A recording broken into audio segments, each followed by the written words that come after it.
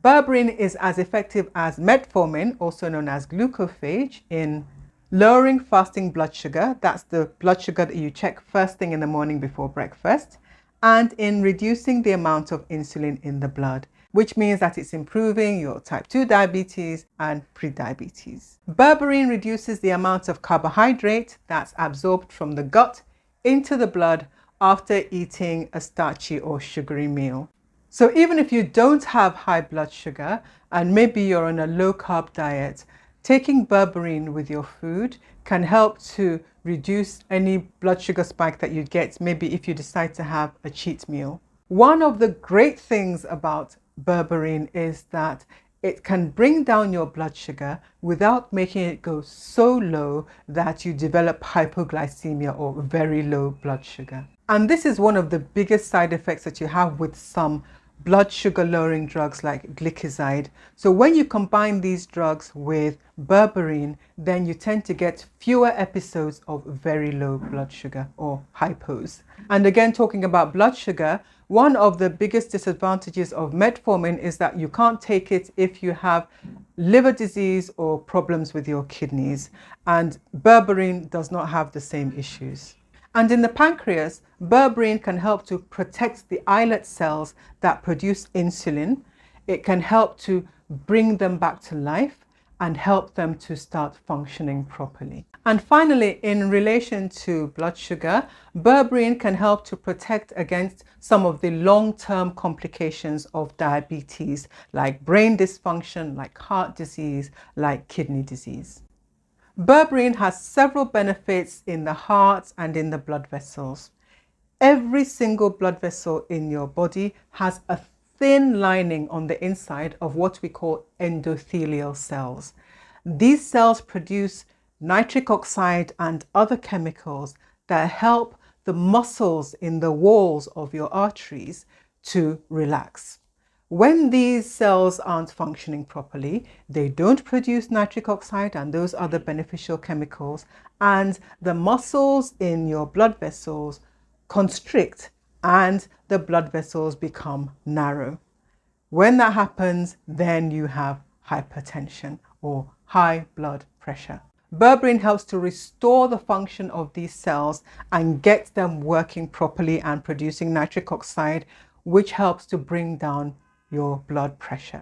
In your heart, the coronary arteries are the arteries that actually feed and nourish the muscle of the heart. The commonest cause of blockage of your coronary arteries is plaque, and plaque is a combination of cholesterol, calcium, and other substances, and this is laid down in the artery wall. A study in humans showed that those that took berberine had a reduction in the plaque in their coronary arteries by 3.2%. The group of people who didn't take berberine but received the standard care had an increase in the amount of plaque by 1.9%.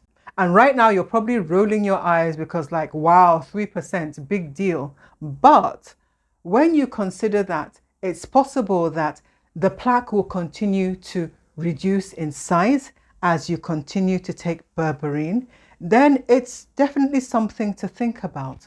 And then again, remember that those that received the standard care, rosuvastatin and aspirin, they had an increase in the amount of plaque in their coronary arteries. And the dose that was used in the study was 500 milligrams of berberine hydrochloride twice a day. Before I continue, please buy me a coffee if this video has been useful to you so far.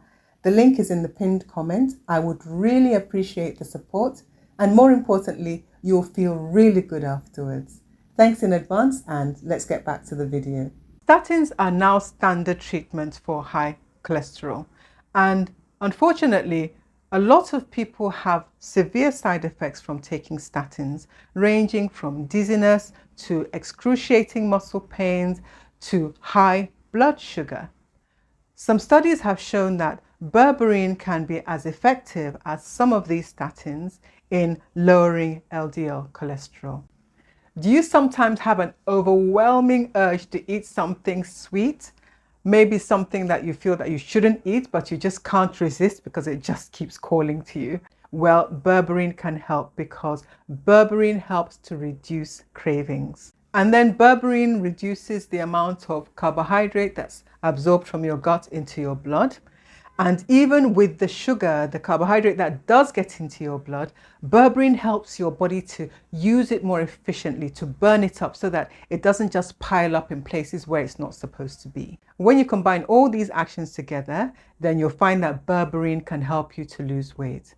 And a study was done where they found that berberine was more effective at reducing belly fat than metformin or inositol. And here again, they used 500 milligrams of berberine hydrochloride twice a day. When it comes to the gut, berberine has been used for a very long time in alternative medicine to treat diarrhea, especially in people with diabetes. And in case you didn't know, there are loads of bacteria in your gut, and there are many different situations in which you can develop an imbalance in your gut bacteria. Like if you've had many courses of antibiotics, perhaps for frequent urinary tract infections or other infections, or if you've taken antibiotics for a long time, and even if you have depressed immunity, you can develop an imbalance in the bacteria in your gut. The problem with antibiotics is that they kill both the good bacteria and the bad bacteria. And unfortunately, the bacteria that are most likely to survive the antibiotics and become resistant are the ones that you don't want. And without any competition for food and other resources, these bad bacteria keep multiplying until eventually they take over. This can also happen with yeast and with fungi.